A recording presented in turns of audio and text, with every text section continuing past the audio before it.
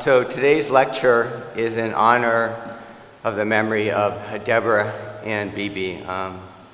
This is a very important lecture for me. Debra graduated from Indiana University as an honor student. After graduating, she came to our master's program to study in mental health.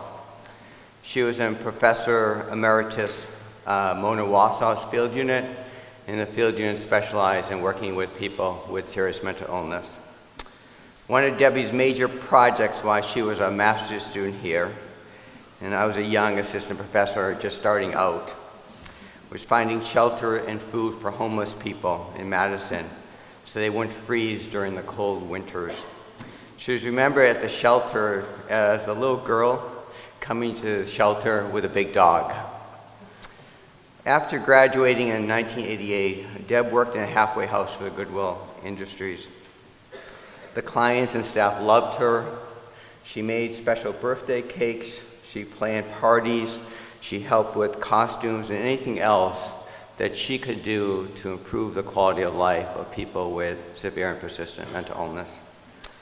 On January 6, 1989, a client in the halfway house who hadn't been taking his medications stabbed Debbie many times as she came on duty that night. By the time help arrived, it was just too late for her. It would have been understandable if Debbie's parents had, in their grief, lashed out against persons with severe mental illness and used the tragedy, if they used the tragedy to advocate for the building of asylums. But that's not the path they took, and we are forever grateful to them. Instead, knowing Debbie's passion for working with people with serious mental illness, Marilyn and Richard Beebe created a scholarship in their daughter's name to make it possible for students to follow in Debbie's footsteps and for them to work in the field of serious mental illness and improving the quality of treatment in the community. More than 60 social work students have received a Debra and Beebe scholarship in the amount of $1,000. Several former Beebe scholarship winners are now leading researchers at major social work universities across the country. Beth Angel is a professor at Rutgers University, and where she does research on stigma in the treatment of people with serious mental illness. Hae-Won Kim is a professor at Indiana University and does research on the PAC program. And they have developed a national reputation in really improving the treatment of people with serious mental illness. Many other scholarship recipients are among our very best clinicians working in the mental health field. Among these include Mary Jo Olson, Ryan Nebelek, Emily Henkin, Michael Carver, Susan Bader, Benito Walker, Scott Martin, and the list goes on and on and on. Literally, the lives of thousands of persons with serious mental illness have been touched for the better because of the Beebe Scholarship. We are so incredibly grateful to the Beebe family for turning a great tragedy into a gift to so many people with serious mental illness. I know that Debra would have been proud, and I want to thank the family. I'm going to do something unusual. It's usually pictures are taken of the speaker. I'm going to get my camera out, and I want to take a picture of the audience because we want to send this to the Beebe family. And I don't know how much people understand how important this is to the family that people continue to honor her memory after over 20 years after her death. So everybody smile for me. Very good. Keep smiling. Okay, and this side of the audience. Okay, perfect. Thank you very much. Thanks for the indulging. I'm going to now let me just introduce today's speaker, Andrew Osher.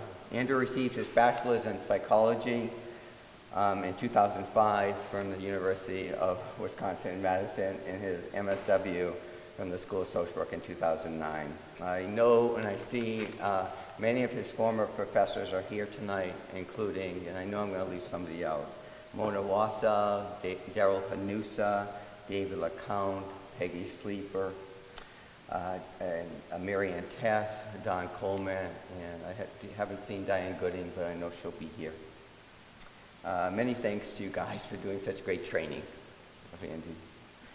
His primary practice area is in the area of outpatient psychotherapy with adults and children. He's also an adjunct professor at the University of Minnesota Mankato School of Social Work. Andy is the author of Pleading Insanity, which I know many of you have read, in which he discusses his inner world of substance abuse, depression, and mania in his path to recovery. Today, Andy will speak about his journey with bipolar disorder to help demystify common misperceptions, to build awareness, and provide hope for those who are suffering from serious mental illness. At the end of today's lecture, we're going to have a reception, and I sure hope that people will stay for the reception. During the reception, Andy will be available to sign individual copies of his book, which will be available for purchase. Please join me in welcoming Andy Osher.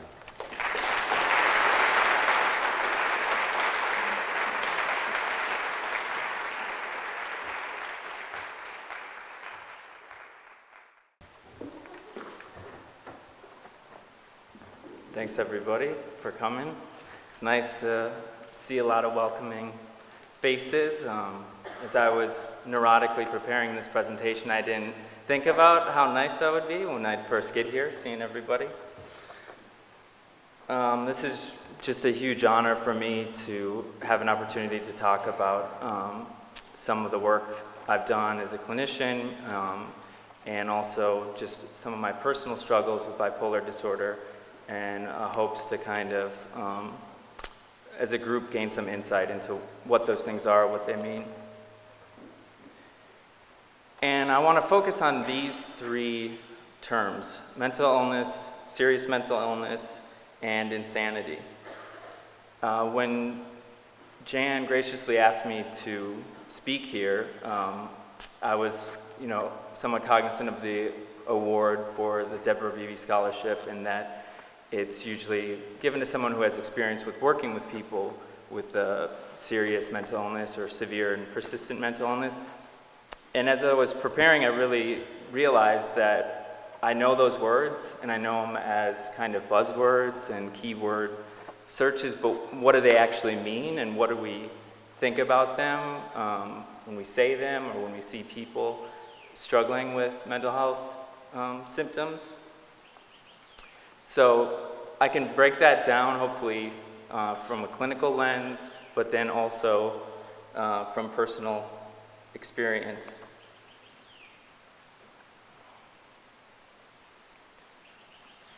So a personal kind of anecdote where this came up for me is I see a psychiatrist in my local community, which is in southern Minnesota. And after the visit, I was rescheduling an appointment, and the person at the front desk, professional staff, she knew me and she knew that I was a therapist in the area and everything. So when I was trying to make the appointment, she said, well, Wednesdays are actually for our SPMI folks. And one thing to note in Minnesota, southern Minnesota especially, is that you have kiddos, which is about 16 years and under, and then you have folks, which is everybody else. So she was referring to everyone, adults, essentially. And so I wasn't really sure when I was supposed to schedule the appointment, because I thought, I've been diagnosed with bipolar disorder. I think that's a severe and persistent mental illness, but I think what she was seeing was someone who wasn't impaired to the extent that they, had a severe and persistent mental illness. So it's kind of a nuance, but I think it's worth kind of talking about. And then a clinical example is, because I'm a psychotherapist, I've done hundreds of diagnostic assessments where I have to determine eligibility for a severe and persistent mental illness.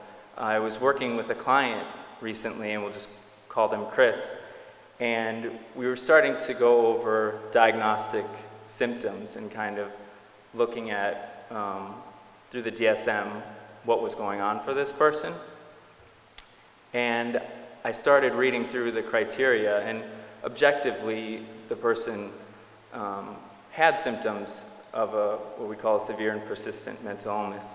But at the time, they were functioning really well. They came into the office, you know, looking better than usual, smiling and stuff. And as I went through this criteria, the tears just came down their face, because it really resonated with the person, but also something kind of entrenched them in such a way that they all of a sudden embodied that diagnosis. And as I was going through this with the person, I was just kind of wondering, how beneficial is this to be talking to the person about, you know, this label, essentially. So sort of the question today is, what are we collectively, or as a culture, independently, saying about this idea of mental illness when it comes up? There's a lot of words associated with it. And like I was saying, I just didn't feel like I had a good understanding on what the difference was between a mental illness and a serious and persistent mental illness, or being insane. So that's kind of what I've explored. And if that doesn't sound interesting, we could take a break and people can shuffle out, but that's what I got. So these are the three main terms: mental illness, serious mental illness, which could also be serious and persistent mental illness. They're kind of interchanged. And then insanity. The National Institute of Mental Health found that 1 in 4 Americans are diagnosed with a mental illness or mental disorder each year, and it's roughly 50% in a lifetime. So when I think in, you know, I was a liberal arts major, so when I think of 1 in 4, I think 25%. I can't really conceptualize like how many people that is. But if you take all of the people in California and Texas, which are the most populated states, combine them, that's about how many people, roughly, in a given year are diagnosed. It would be something if we combined those two states into like a mega state, like Texifornia or like Alexis or something. You'd have like cattle rancher hipsters wearing like skinny Wrangler jeans or something. It'd be an interesting, you know, social experiment. So let's first say what it is, the term mental illness. What does that mean? And so after looking at various sources, this is kind of what I came up with, which is an impaired ability to function caused by suffering based on how the person feels, acts, thinks, or perceives their reality. The DSM-5 states that it's a clinically significant disturbance in an individual's cognition, emotion regulation, or behavior that reflects a dysfunction. So it's pretty similar. But it goes on to say what it isn't, and that's socially deviant behavior, for example, political, religious, or sexual, conflicts primarily between the individual and society are not mental disorders unless the deviance or conflict results from a dysfunction in the individual, as described above. So it's separating the behavior from if the behavior is brought on by mental health symptoms, basically. And I'll illustrate this with an example from my own family. This is a picture of my father, my older brother, and myself in the 80s. I think the photographer right before this picture said, "Look really affectionate." And then this is the stance everybody took. My dad's got kind of a military stance. We weren't the warmest family, but we made up for it in other ways. So in 1983, in the spring, my father was under a lot of pressure. He was switching careers, moving into real estate, and he started having trouble sleeping and was agitated. He had more energy than usual. He started running and was just really immersed in the process of getting his real estate license and training. And things started to get worse to the point where he thought Russian spies were recording, you know, the conversations he was having. He started becoming delusional, and one day he decided to shave that sort of Wyatt Earp-esque mustache that he always had, that I grew up with and have always seen, altering his appearance, and then he went down to Minnehaha Falls, which is in South Minneapolis, and decided he was gonna, you know, get on a podium, probably similar to this, but outdoors, and preach to the locals that were out there. And so that might not be socially deviant, like the definition we were looking at, but this was a person that was very introverted, wasn't into public speaking, so it was out of character for him, out of the norm.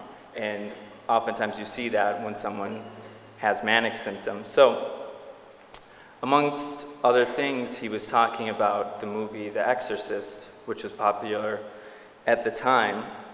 And there's a character in The Exorcist named Reagan. And unfortunately, people in the audience, or maybe fortunately, thought he was saying Reagan, as in President Ronald Reagan. And I have a bipartisan photo of President Reagan here. This is, I think he's trying to communicate with Gorbachev at the time in this photo. So the police were quickly alerted because people thought he was making threats on the president.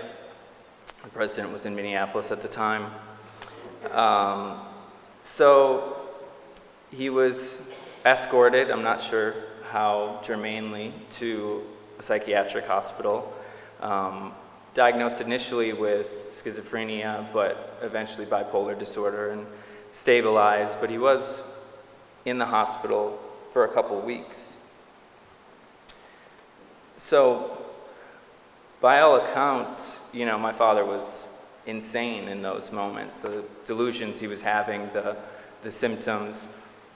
But implicit to the definition of insanity is being seriously mentally ill, which is kind of confusing because it sounds like we're just using euphemism to describe insanity. So being seriously mentally ill is just being insane in the moment, but then we start describing people as being seriously mentally ill. So there's a little bit of, there can be problematic associations with that. And the point I'm trying to make is that individuals that are by nature these definitions of being seriously mentally ill, or I should say, the individuals when they're acting in this way are seriously mentally ill, sort of in the process. But to group everyone into a category of seriously and persistently mentally ill, it goes against the idea of people being on a spectrum of mental illness.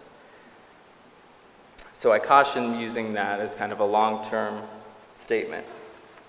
Because growing up with my father, there were certainly different episodes of variant mood between depression and sort of hypomanic symptoms, but I never looked at him as someone that was seriously mentally ill or that had to go to the hospital or have different interventions. I mean, he was, in terms of functional impairments, he worked the whole time and didn't have issues, and he pretty much negated symptoms throughout and was very successful in his career. And this is to illustrate that. This is a billboard he had put up in the 90s.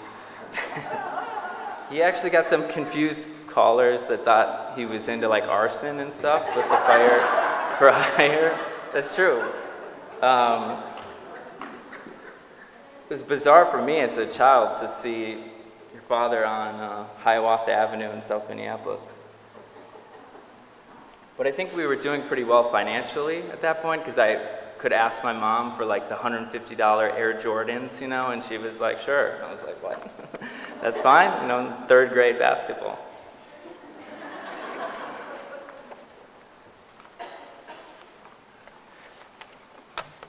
So basically, my father went from the psychiatric hospital to sort of Reaganomics, business success.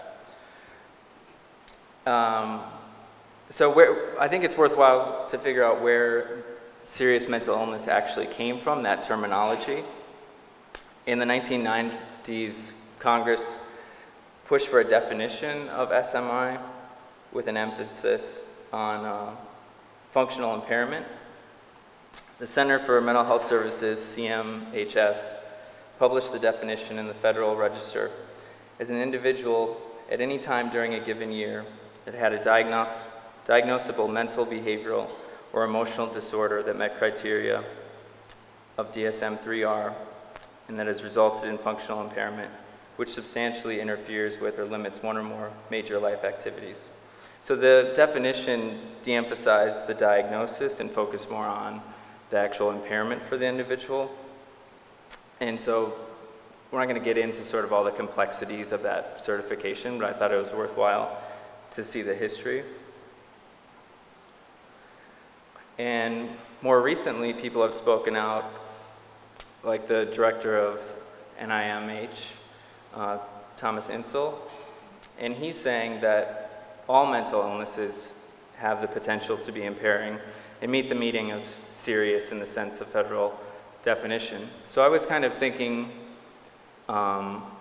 in terms of my history with mental health symptoms, I've been diagnosed with bipolar disorder, but I've really struggled with anxiety before, and I've never done public speaking, and this is, fairly uncomfortable for me, but the difference is I didn't cancel on Jan Greenberg at the last minute, and not come to this. But that could be someone's experience and really impair, their functional capabilities in relationships or occupationally.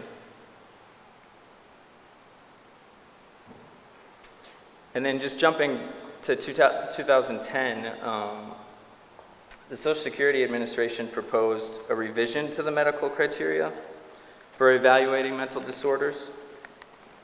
In that document, it was noted, we do not propose to adopt the exact term SPMI, severe persistent mental illness, or any specific definition from other sources because there's no standard definition for the term, and some definitions would be narrower than we intend.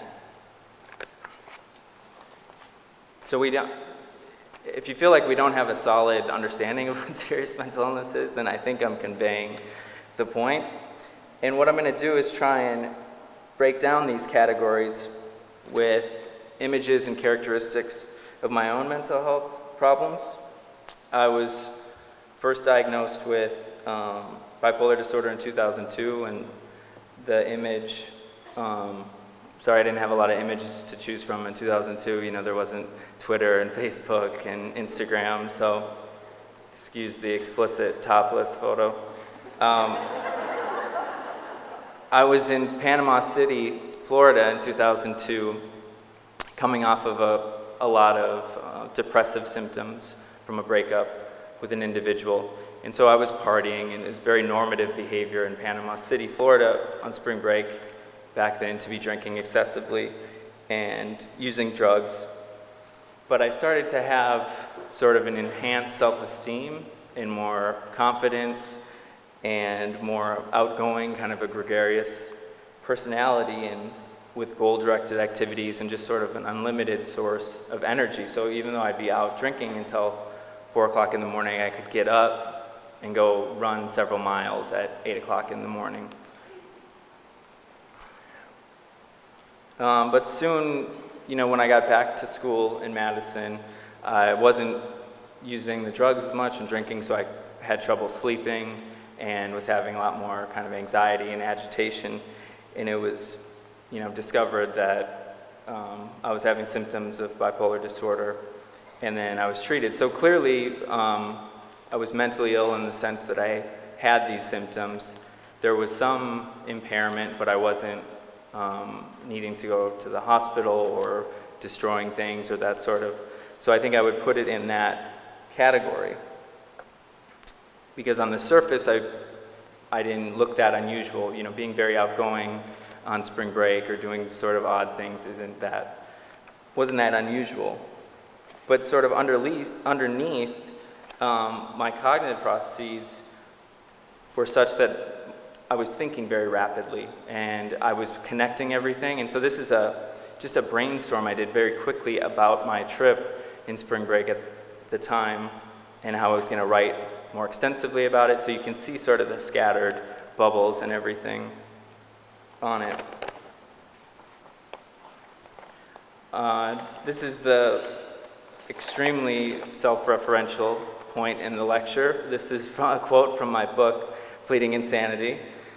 And I think it describes kind of mental illness, or what we're talking about with being mentally ill. And that is, my experience with mania is that it reveals itself at a slow pace and is a continuous extension of one's personality or social presentation, except the person is grossly uninhibited. So once I was diagnosed, the idea of being bipolar, and I think it maybe is similar to what my client Chris was experiencing that I talked about initially, I was enveloped by that idea. So it wasn't that I had bipolar disorder, it was really that I was bipolar disorder, and what that means is I'm seriously and persistently mentally ill, and I'm going to take medications the rest of my life, and maybe underneath that, that I'm crazy or that I'm insane, and it was really difficult to work through that.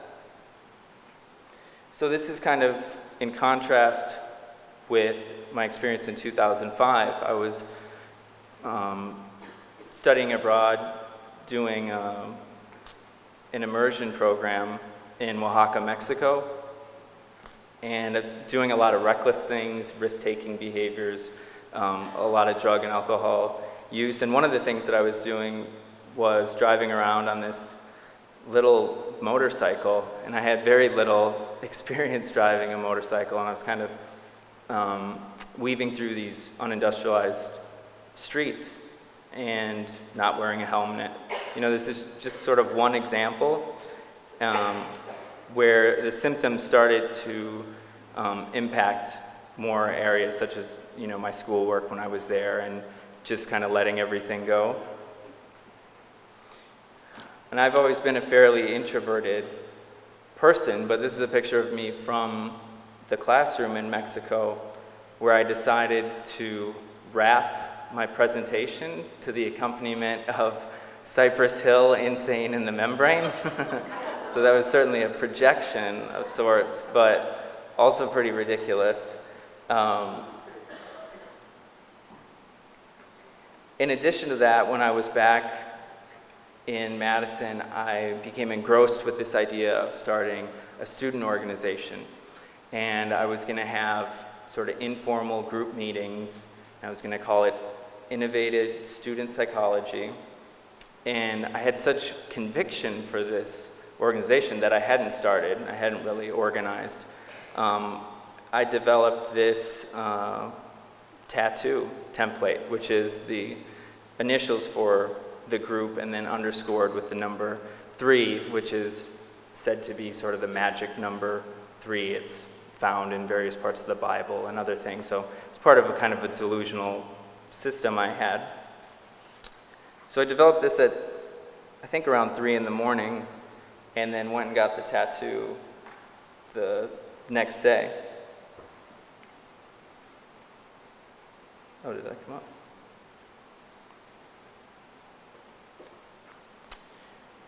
So 2005 was very different from 2002. 2002, I went home, I kind of respite with my family, and was able to kind of get back on my feet.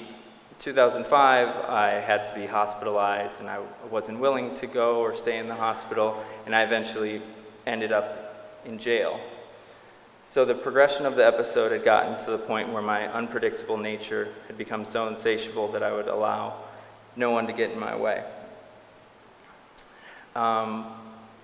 With mania, one of the things is that the person doesn't know that they're manic. I mean, you can videotape them, you can describe it to them all day long, but the person usually feels so good that they just think you're crazy. Like, what are you talking about? I feel great. Why do I need to go to the hospital? You're kind of crazy for thinking that. Maybe you should go see a therapist or something. And one way to kind of illustrate that for people is, I think of the difference between being high on drugs versus being kind of high in a manic state. If you took some sort of acid or LSD and you started to hallucinate and see things disappear, or your great-grandmother on a go-kart pulls up next to you or something and be like, wow, that's crazy, but you can step away from it and say, wait a minute, I just took a bunch of acid. So it's possible that I'm not seeing my great-grandmother and that building didn't just melt before my eyes. You can associate it with the substance that you ingested, whereas the person that's manic, it's almost as if their brain is hijacked in such a way that it disallows them from having that insight. And I see some people shaking their heads if you've worked with people that have struggled with this. So in 2005, another contrast was that I was filled with a lot of agitation and self-destructive behavior, versus in 2002, I was just feeling really euphoric and good most of the time, and I wasn't confrontational. But this was what I wrote about in my book regarding my experience right before I actually ended up in jail, which is divine intervention, a straitjacket, and a handful of antipsychotics were needed to extinguish sort of the madness that was going on. So this was the point where I reached, the level of quote-unquote insanity. I had shaved the crown of my head and gotten rid of all my belongings, and this also was several weeks of next to no sleep. So you can kind of see in this mugshot image the bags under my eyes. And so I had basically kind of run off many of my relationships. I had to quit one of my jobs, and it was causing major sort of impairment in my life. And so I found myself sitting in the Dane County jail cell, maniacally psychotic and with delusions of grandeur. And so I was, quite frankly, insane. And while I was in there, I was under the impression that I was going to be moved to Mendota Mental Health Institute, which was terrifying. I mean, vastly different from any kind of outpatient treatment, certainly, that I had received. But the reason I put up this image is because these mugshots were tucked away for many years after 2005. They were nauseating, basically, for me to look at, and it kind of was filtered through those schemas about I am insane or I'm abnormal and that sort of thing. So I couldn't look at them, I couldn't share them with people.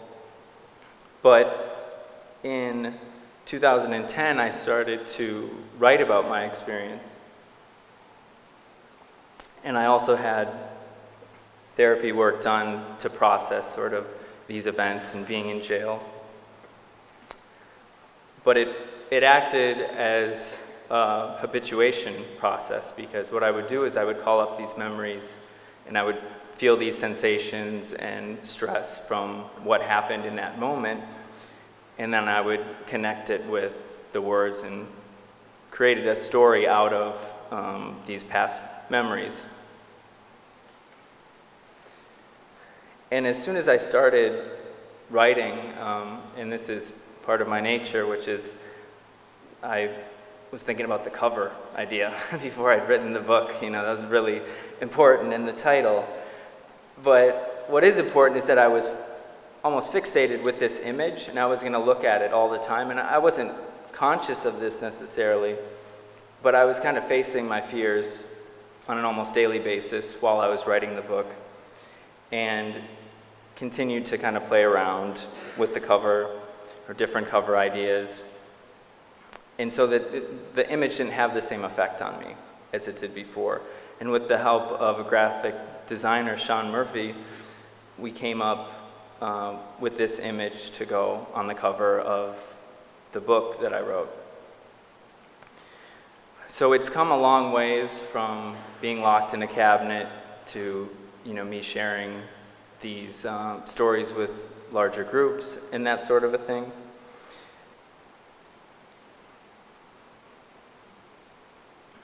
Okay, so we're kind of ending at the beginning, which is with the mind. And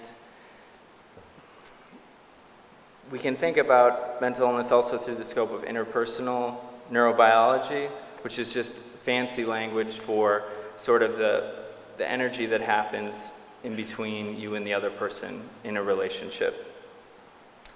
And Dan Siegel is a psychiatrist, and he tends to talk about mental health rather than mental illness. And he defines the mind as this: the embodied and relational process that regulates the flow of energy and information.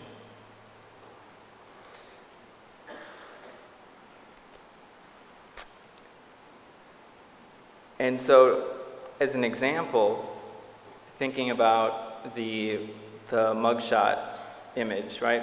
I could picture that in my mind, and what would happen in my central nervous system, or my brain, which goes all the way through your body, is my heart rate would go up, or my stomach would kind of drop.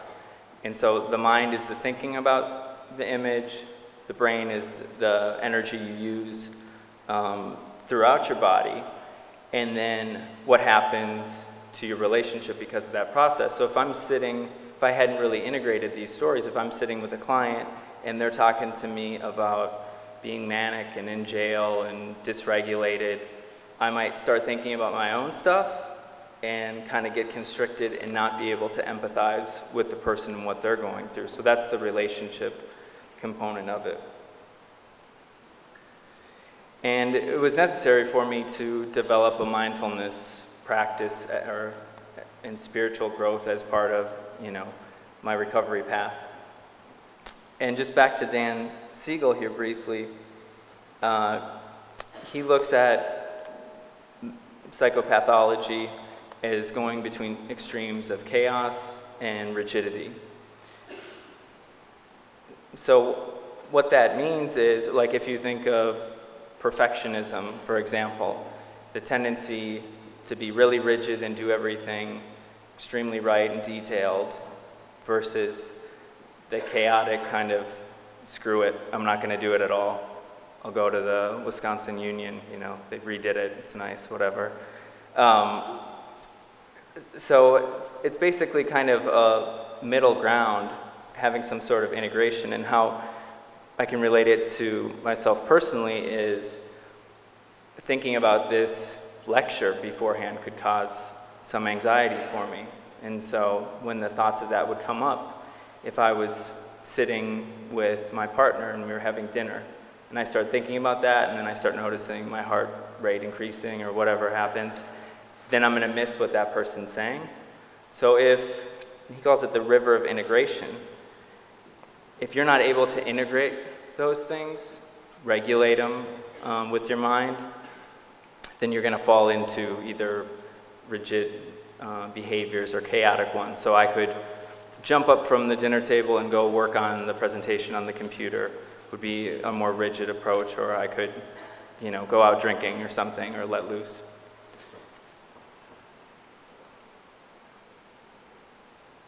So this is kind of a new understanding for mental disorders.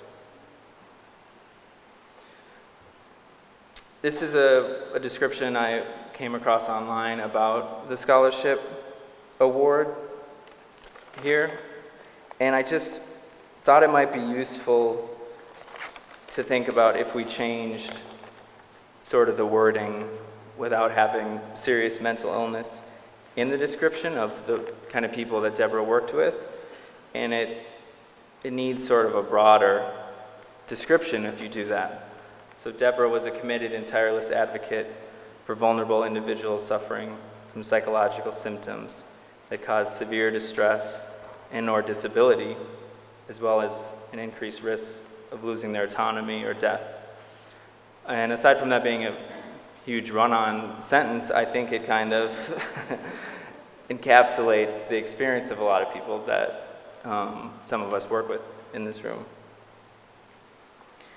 So if we choose to redefine what insanity is as a culture, then we're forced to broaden our language in describing the experience of mental illness.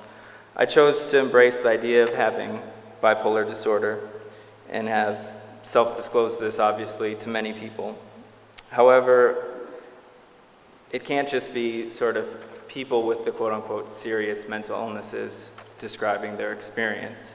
It has to be people that vary across the spectrum, so there's more dialogues, and I think everyone being here tonight is exemplary of wanting to have that take place.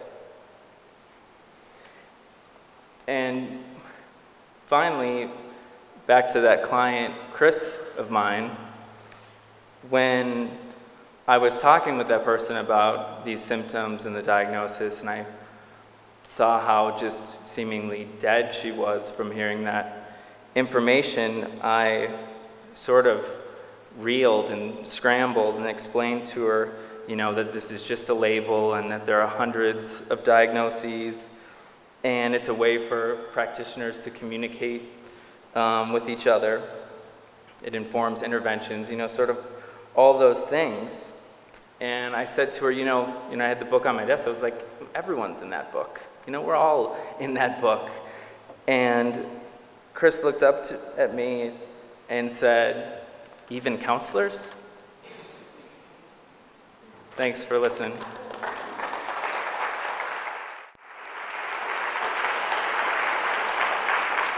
So I think we're going to take questions for a few, 10 minutes or something. Like, so if you have a question. Yeah, that's a great question, which is, what would have made a difference looking back, sort of in the long term, with my treatment? And I think psychotherapy is really essential when someone is working through being diagnosed with a mental illness. So had I had that opportunity earlier on, I think would have been really helpful. Also, one sort of progressive thing that my father's first psychiatrist did was he recommended that my dad try titrating off the lithium medication that he was taking to, you know, see if he could manage things without it. So once he was stable and my mother was aware of it and everything, he started to decrease the amount of lithium he was taking. And what happened was, you know, paradoxically, because you think of people going off their medication, sometimes they feel good and they screw it, they don't need them. He went off of his medication and really didn't like it. He didn't like the feeling of it. So he basically felt that edge of what it was like to not be taking the full amount of medication, whereas I never really did that. It was just, bam, you're taking this much lithium and that's pretty much how it's going to be. So I think maybe the medications could have been changed or played around with a little differently, and that's all hindsight, you know, 12 years ago, but I think that would have made a difference, and then addressing the substance abuse problem I had more kind of vigorously would have been huge. Thanks. The other question is if I self-disclosed having bipolar disorder with any of my clients, and I don't, but I'm saying that not under the assumption that I never will. It's just my psychotherapy practice at this point and my training is to be more conservative with how much information you share with clients. So it's not that I kind of step around that issue. It's that level of shared information doesn't come from my end anyway, but I'm not opposed to the idea. It just hasn't happened or came up. Yeah. Question was if I was taking medication in 2005 during the manic episode, and yes, I was taking medication, but slowly kind of went off it. It wasn't like a point where I was on medication and okay, and then stopped taking it. It was more like a gradual. I had symptoms, quite a bit of symptoms while I was still on medication. And then as I got to sort of this more serious mental illness or insanity that I kind of experienced, I wasn't taking medications, I wasn't really eating much or sleeping, so all the kind of daily living things went out the window. Yeah, What was the first word you used? What? Oh, buy-in. Yeah. Yeah. So it was a little easier for my parents to kind of mask the problem or cover it up, knowing that I was taking medications and not focus so much on the drug and alcohol stuff that had been more rampant. And so that's what I think kind of you're talking about, is the emphasis was over here as if they were two separate things when they weren't. Yeah, the idea of focusing on all the issues going on is what he's talking about, not just, you know, your mood disorder, but also if you have drug and alcohol problems. And I really didn't get straight on that until many years later, and that's made a huge difference. By the time I was writing this book, I mean, I was getting up early in the morning on any days off or time I had, and so I certainly wasn't going to be out drinking. I needed to be able to focus the next day, and so that started the process, but it's really only been 4 odd years that I haven't drank anymore, but I think that's made a huge difference. So I think so, because even though he had it, it wasn't like part of our life experience, really. It was like this other thing that we didn't talk about, that his coworkers didn't know about, his friends didn't necessarily know that he had bipolar disorder, so it wasn't something we like discussed. So I think my parents still would have seen, you know, that I was in distress and there was a problem, and they would have brought me to see someone. And so yeah, I think I would have been, because it was pretty obvious, the symptoms I was having of kind of mild mania. Yeah. We don't live in a perfect world. The question is if something different could have been done instead of me going to jail when I did, which ultimately saved my life. I mean, it was hellish, and I describe it in the book. And it wasn't real therapeutic, but it contained me, and I couldn't get out of there, which says a lot when someone's dealing with that level of impairment. So I don't know, because I was. No, we didn't go into details of it, but I was sort of right on the edge of being committed based on a Chapter 51 in Dane County, where I wasn't saying I was going to kill myself. You know, on paper, didn't really meet that criteria, so there was really nowhere for me to go. There isn't a system for, you know, there isn't a Chapter 51.2 where you have this person that isn't quite there. So I don't know. I don't think about it in terms of what, you know, what could have been done or who made the mistake or right move. Well, it happened better. Okay, no, I know what you mean now. Like from a policy or more macro perspective, I think what people can do is have, in some states, more advanced directives where they say if they're mentally ill, Jane Doe can petition them to be hospitalized even against their will. I certainly think, I'll be careful how I say this, but to some degree, I think you relinquish some of your rights when you're that impaired, in that I don't know how many cases are, and I don't want to sound like Scott Walker or something, but I don't know how many cases there are where people are hospitalized, you know, get better, realize what happened, and say, I'm going to sue you for, you know, getting me help. You know, I certainly don't think I would have, but it's a really tricky kind of gray area that I don't. Yeah, the concept of mental health is what the gentleman's asking about.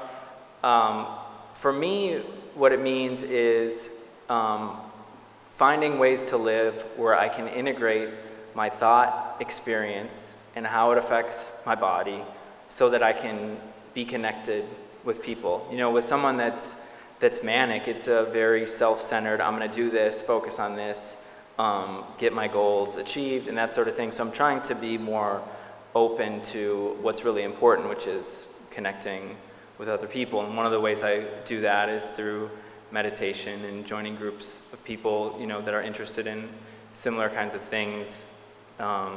It's a lot of like not doing, you know, not multitasking, not doing drugs all the time, you know, a lot of those things. But that's what I think of mental health, is managing your own stuff so that you can have better relationships with people. Because ultimately, my stability is because of a lot of my friends in this room, but also my family and my partner, who like carry some of that burden, so I don't always have to be managing it so much. I think it could be, if that would be a better approach, talking about mental health more, as opposed, you know, it's kind of more of a strength-based approach. What's going well for you? Yeah, I certainly think there's room for more of that. And I don't think that I have any sort of magic silver bullet solution for any of these things, so I'm just kind of presenting what's worked for me. But that's a good question. Yeah, the question is about how to kind of, as a clinician, manage, or I guess as a lay person, to manage someone going through the symptoms of mania. And the first thing that comes to mind is just having a sense of humor, not being combative or resistant, because the person that's going through mania doesn't lose any arguments, so there's no point in starting them.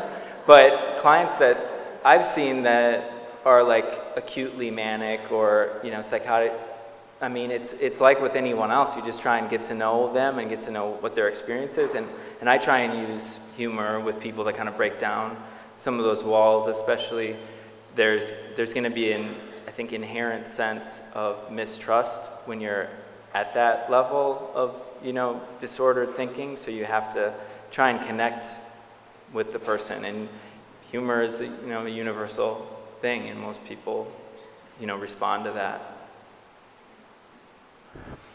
The question is, if those experiences I had, do they sort of impact me when I'm working with clients? And I think unconscious or subconsciously they would have to, but I don't.